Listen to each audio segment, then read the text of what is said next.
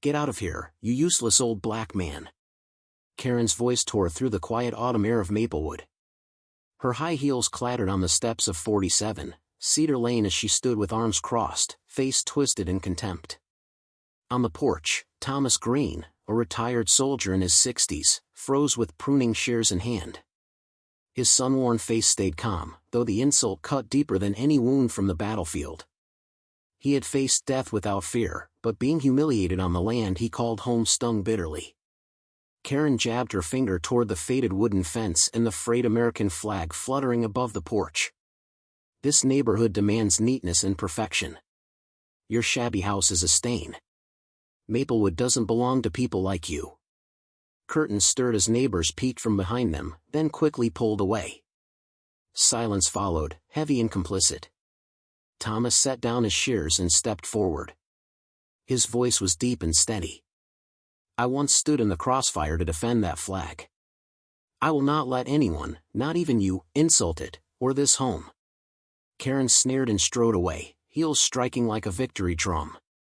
Maplewood, with its manicured lawns and perfect white fences, looked like paradise. But the order was maintained by Karen, the HOA president, a woman in her early 50s, blonde hair curled, cream blazers always pressed. She saw herself as Maplewood's soul, its ruler, and she wielded her authority mercilessly. The rules bore her mark, and her gaze hunted for those who didn't fit her image of perfection. This time, her prey was Thomas Green. For Thomas, house number 47 was more than wood and paint. It was where he returned from war to his wife's embrace, where they raised children, where a tattered flag still waved, the same flag he had carried from the battlefield. Every crack and faded patch was memory and sacrifice. But to Karen, it was an eyesore. And she had decided, it had to go. That night, Thomas sat on the porch, eyes fixed on the flag snapping in the wind. He heard the voices of fallen comrades echoing, "If we survive, we'll build a haven where everyone is respected." He clenched his fist. This was no longer just about a house. It was about dignity, memory, and promises made to those who never came home. The battle had begun. One morning, Thomas opened his mailbox and found an HOA envelope stamped boldly. Inside, a notice listed violations: overgrown lawn, rotting fence, tattered flag. You must remedy within 14 days. Failure will result in fines, or property seizure. His chest tightened. A piece of paper threatened to take away everything. That afternoon, Karen returned with 2 HOA staffers, one holding a camera, the other a measuring tape. She raised the letter. "If you don't fix this, we'll fine you daily until you sell. You can't escape." Thomas crossed his arms. "This is my house. I broke no law. You're nitpicking." Karen leaned closer, voice dripping poison. "The truth is, you don't belong here. Maplewood deserves upscale residents, not an old black man clinging to worn-out memories." The staffers looked away, uneasy. Thomas's voice rang firm. "I fought so citizens could live free. I won't let arrogance decide my worth." That night, Thomas opened his trunk of memories, photographs, medals, and a picture of 5 young soldiers smiling before battle. He whispered, "I promised you all I'd hold on. They want to take it, but I won't let them." At the first HOA meeting, Karen condemned his house as a disgrace. Thomas rose, voice strong, "I've lived here 30 years. Raised my family.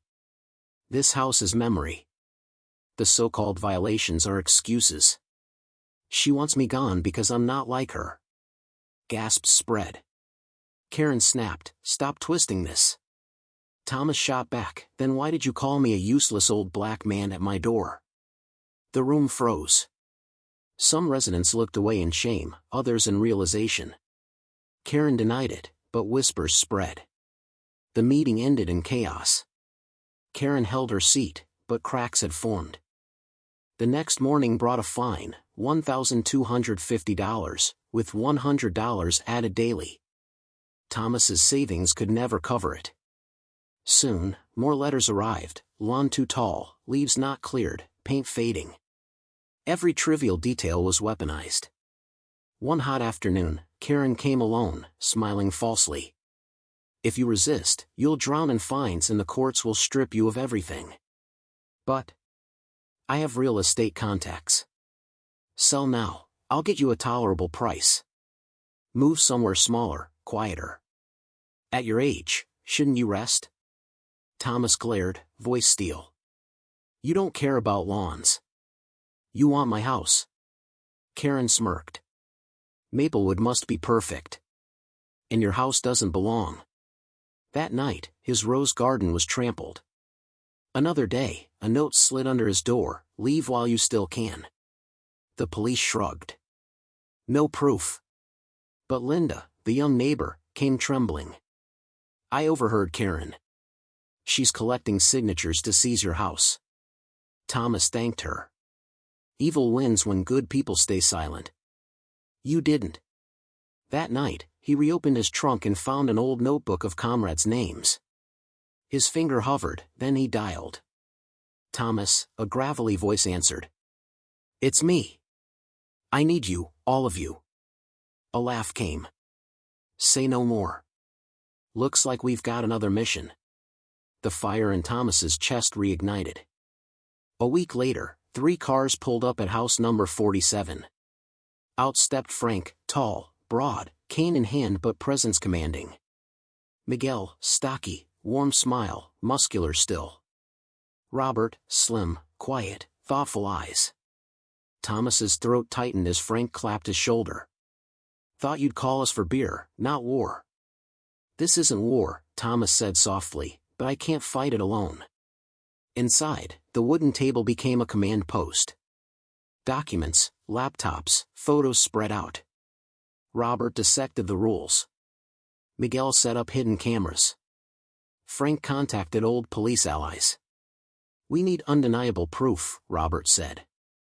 Only then can we bring her down. The chance came fast.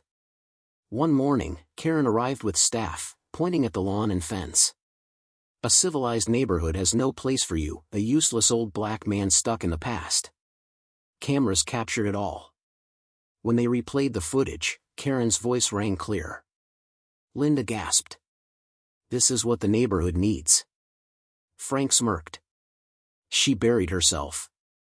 They circled the HOA calendar. Robert tapped a date.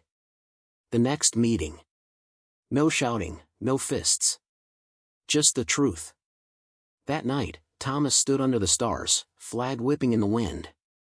He whispered, tomorrow, I'll keep my promise. Justice will not fall. The flag seemed to nod in agreement. The HOA meeting was packed. Karen strutted in, smiling like a queen. Minutes later, Thomas entered with his comrades. Residents whispered in awe. Karen pounded her gavel. House 47 is a disgrace. Lawn overgrown, fence decayed, flag tattered. I propose seizure. Thomas rose. This house is memory, sacrifice, family. The so-called violations are excuses. She wants me gone because I'm not like her. Karen snapped. It's about standards. Thomas's voice cut steel. Then why did you call me a useless old black man at my door? The room froze. Miguel played the footage. Karen's voice filled the hall. Linda stood, trembling. I heard it too. I recorded it. The room erupted. Residents shouted their own grievances.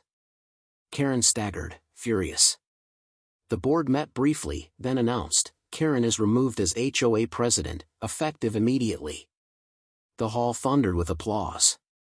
Karen stormed out, not as a queen, but as a fallen tyrant. That night, Thomas and his comrades sat on the porch, sharing drinks. Frank laughed. Another win, huh? Thomas smiled. Not mine alone. Ours. In the neighborhoods. Miguel pointed at the flag. Time for a new one. But keep the old. Freedom is never free. Thomas folded the tattered flag carefully, then raised a new one. Under the moonlight, it snapped boldly in the wind. He looked at his comrades, then the quiet street. Every battle ends. But justice is always worth the fight. And in that silence, pride filled the night. Soldiers once fought for freedom, but freedom doesn't only exist on battlefields. It lives here, in our neighborhoods, our homes, in how we treat one another. Don't let abuse of power or prejudice strip away anyone's dignity. Stand for justice, for community, for the values worth defending.